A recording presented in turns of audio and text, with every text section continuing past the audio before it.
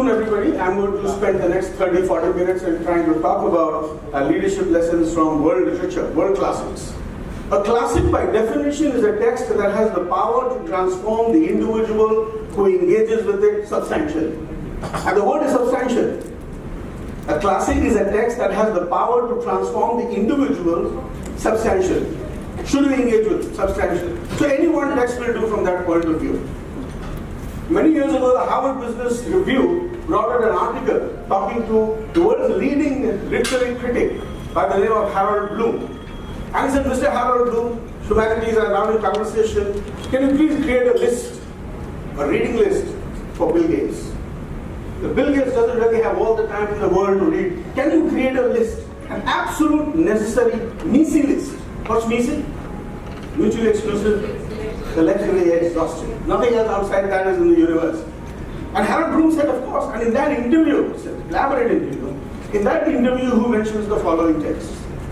I want complete works of Shakespeare.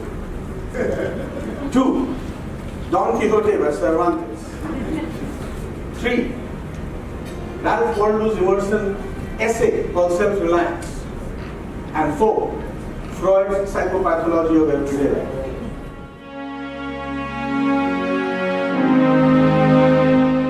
Literature will allow you to connect with yourself. And like Ralph Waldo Emerson says, what's true for you in your private heart is true for everybody else. So if you know yourself and know how you feel, you will know how others feel.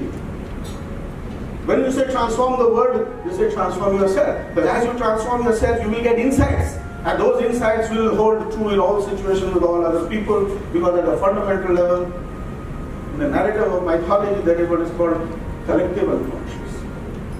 And therefore mythology is the psychology of the collective unconscious. If you want to understand the people and their culture, you must go to their mythology, you must go to their literature.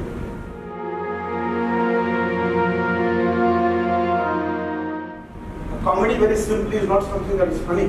In literature, a comedy is something that will finally find a resolution. A crisis or a conflict that will finally find a resolution is a comedy. When a crisis or a challenge does not find resolution, it will end with the characters involved and the entire ecosystem will implode. This is a tragedy. And the reason it is tragic is because it had the material for greatness and it went awry. The reason it is tragedy is because the whole system implodes with it, and the lead character, his flaws flows from his character. This is called Tamasha.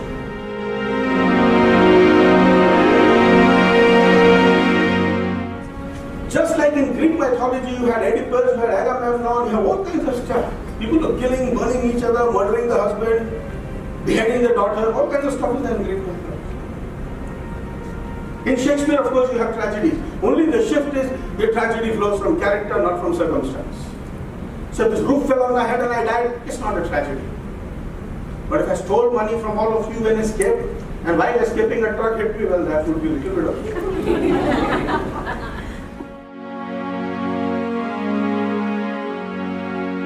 In Bharata's Natya Shastra, you can't write a tragedy.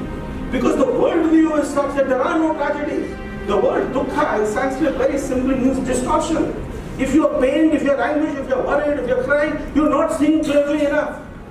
Chidananda Rupam Shivam Shivam. Sat Chit Ananda, that's who you really are. What are you deviating? You're looking at that snake and you're crying, and you're yelping, and you're afraid, and you're perspiring, and your mouth is drying up. Look closer. It's a rope. There's a serpent on the rope. The dead don't die.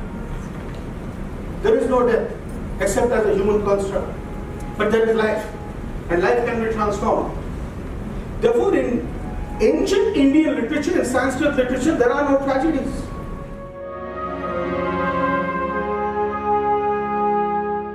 Brahma, Vishnu, Mahesh.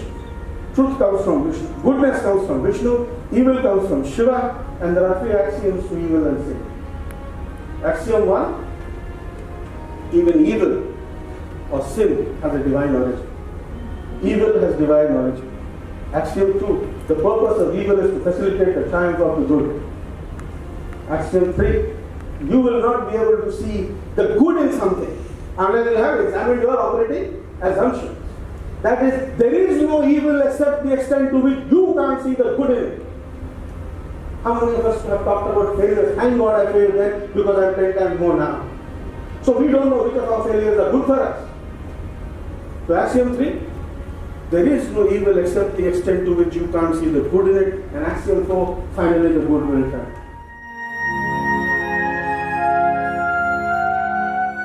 How was this session done by Rajeshwar Upadhyaya? It was awesome. People are looking at the West for management thoughts and wisdom. I think here we have in India something that's much more deeper, much more meaningful, and Rajeshwar exactly took us through that lovely process. So many nuggets that were there in this particular 1 hour presentation. I wish Indian management and Indian companies look at what we already have with us, our inner wisdom, and apply it in the corporate world. Okay, wonderful, sir. Have a Thank nice you. day.